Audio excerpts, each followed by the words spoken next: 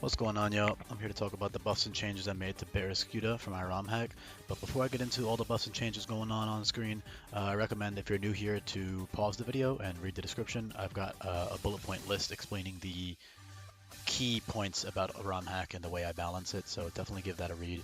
Super important stuff. And then when you're done with the video, you can check out the Google Sheet link down below as well, and you can look at the move guide, which is super important because I reworked pretty much all of the moves in the game to fit into different categories like you see on screen.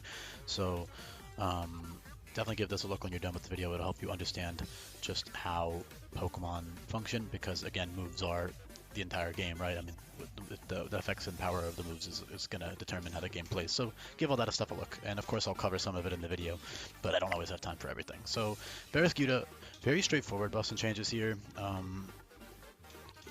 Why is this? This music is kind of weird. But anyway, Hustle is the main star here. The other two abilities being more situational ones that you switch to when you need them. Not that they're bad. They are useful. It's especially because you're already so fast and strong anyways. Although, I mean, in vanilla, something like this is crazy, right? Like 123, 141. But in the context of this, there are tons of mons with boosting abilities. However, the main, I would say, a really good thing that Barraskewda has going for him is that speed here. So that's also why I deleted Swift Swim off of him. It's just kind of ass, if I'm being real. It's not completely, I mean, no, it is pretty much useless because you're just so fast. In a competitive sense, yes, Swift Swim Barraskewda is great because he can revenge kill like boosted opponents or, Scarf fucking Dragapult, all this crazy shit. But in game, you literally will never have to fight anything that fast, remotely fast, unless you like are an absolute idiot and like let the AI get up like a bunch of speed boosts versus, I don't know, a specific Pokemon. Point is, that speed is extremely situational, borderline useless, so Swift Swim is just not good on him. Uh, However, Hustle is great because Wide Lens is completely reworked in this game, and Hustle in general is reworked. So essentially, if you give your Barraskewda a Wide Lens, he won't miss his moves anymore. I don't think there's a single inaccurate move on screen. There's one, Dive Bomb. Yeah, every single other move is 100% accurate. So outside of and I guess Hydro Pump and Blizzard, but that doesn't count. In terms of physical moves, it's just Dive Bomb. Every other move will not miss with a Wide Lens, that's already incredible, right? You don't have to, I mean, I could literally leave it off there because 123 base attack with Hustle is an incredibly powerful boost, and he's just really fast. There are other super fast, super strong Pokemon on this hack, and of course, Barraskewda, I mean, is an absolute glass cannon. Um, but it is still really cool to use nonetheless. He's also got some cool coverage moves. But yeah, the main thing here is that Hustle Wide Lens.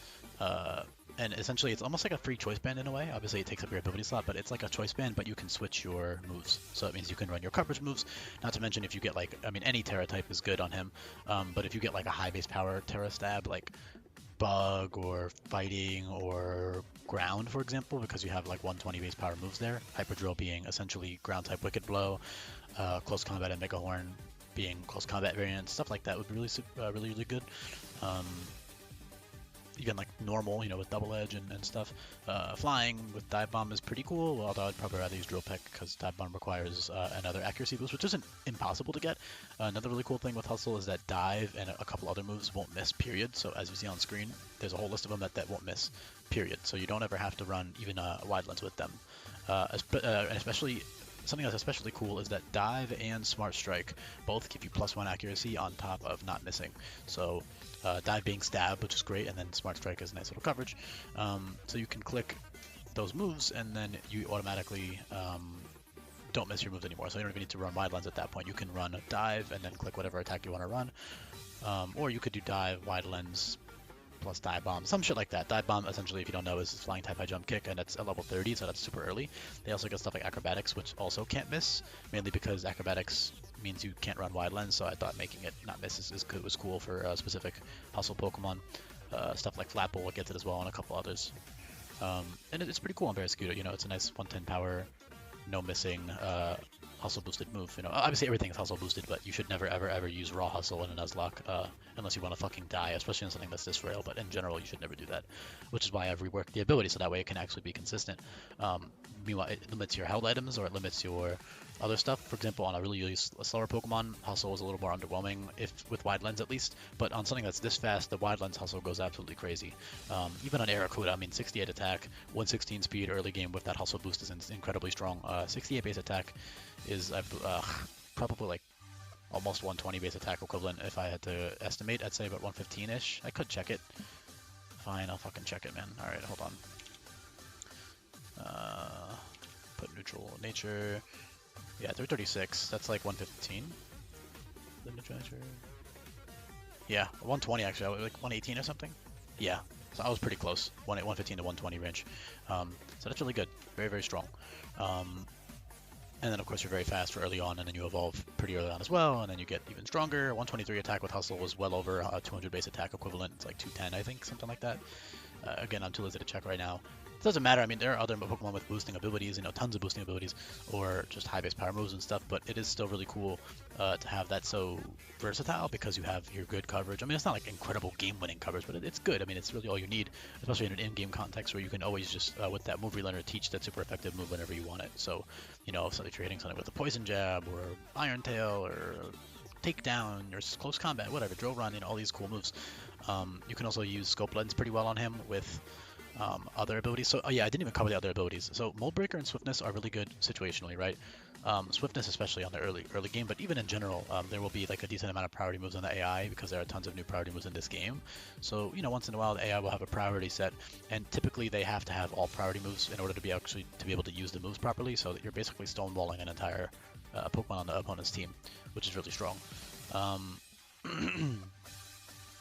So yeah, that Swiftness is great. Again, with that ability changer, you can change your abilities whenever you want. Change to Swiftness, change to Mold Breaker. Mold Breaker is good if you want to bypass stuff like Multiscale or Sturdy, or occasional Water Absorb or Storm Drain, stuff like that. It's nice once in a while to just tack that on. And yeah, then otherwise you're using Hustle, or if you really don't need the Hustle boost and all you need for a boss fight is like, I don't know, some boosting item or utility item in conjunction with just like your raw base attack and raw base power moves without the hustle boost, then you can just run Mold Breaker or Swiftness even if they're quote unquote useless for that fight, just because that way you don't have to run Wide Lens to land your attacks or run one of the no missing moves, of which again there are plenty of. You're not limited or anything. I mean, you've got Aqua Jet, Extreme Speed, Flip Turn, U-Turn, Lunge, Dive I already covered, Smart Strike I already covered, you've got Lash Out, Aerial Ace, tons of fun moves you can abuse. I already covered Acrobatics, you've got First Impression, so tons of fun stuff outside of the Wide Lens, although the Wide Lens allows you to use higher base power moves and, cooler coverage moves and stuff. Again, that Hyper Drill, CC, Mega Horn, the 120 ones are really good as well, especially with Hyper Drill because you're so fast. The drawback of Hyper Drill is that you can't use it twice in a row, right? So that sounds like it's mostly to balance out like either choice band or choice scarf spam with those types of moves, or choice specs, whatever. But in this case, it doesn't really matter because you're so damn fast. So I guess I can cover how fast they truly are in practice. 141 speed with a neutral speed nature is hitting 370 versus AI, so you're outspeeding. I gotta put timid nature on the AI real quick. Yeah, you're outspeeding 119. Yeah, 118 and below, which is really good for your player standards. And of course, if you get plus speed, you're going absolutely crazy. But in general, being able to outspeed, Pokemon that are that fast on the AI's team is definitely very, very useful.